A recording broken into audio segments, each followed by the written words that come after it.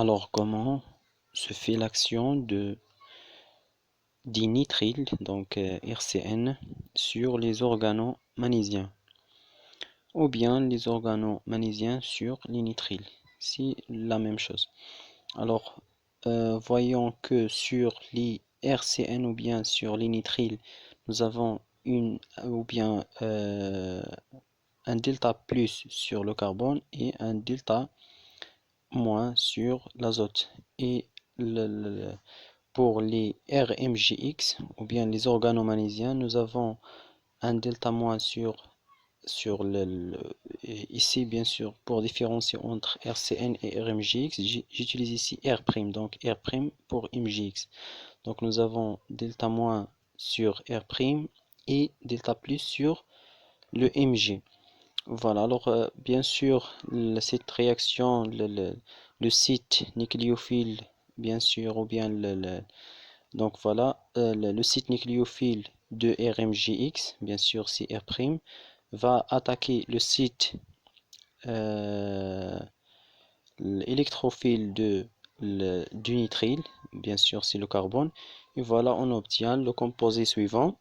Donc le R' se fixe sur le carbone et une double liaison entre le carbone et l'azote, et une charge moins bien sûr va apparaître sur l'azote parce que le doublé ou bien le doublé liant entre le carbone et l'azote dans le nitrile, bien sûr ce doublé est là transformé donc euh, comme une charge, voilà, comme une charge négative sur l'azote, et bien sûr le MgX bien sûr avec une charge moins.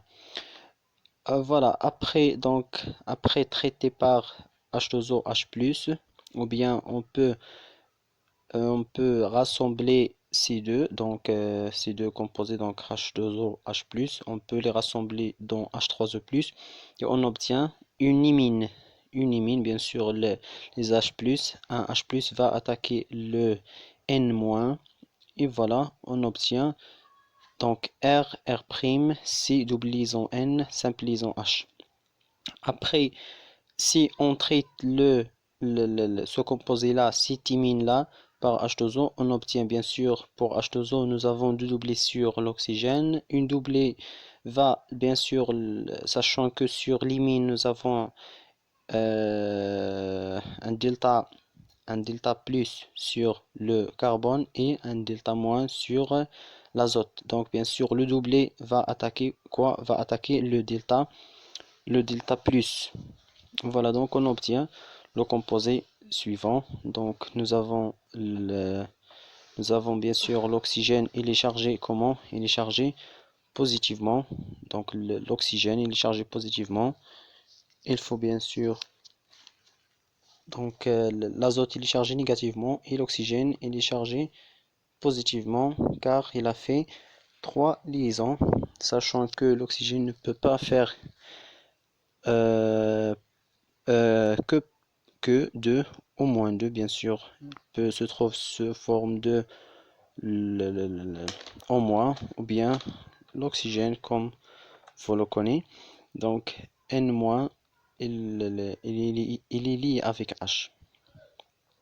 Alors voilà, après bien sûr, nous avons ici donc un H de l'oxygène va être capté par la charge moins de l'azote et on obtient donc R, R', simple liaison NH2 et simple liaison OH. Après, de même, nous avons la cassure de la liaison OH et le H donc va être capté par NH2 par l'azote, donc par l'azote, et on peut voir donc euh, une sorte de gaz, donc c'est le gaz, c'est l'ammoniac, NH3.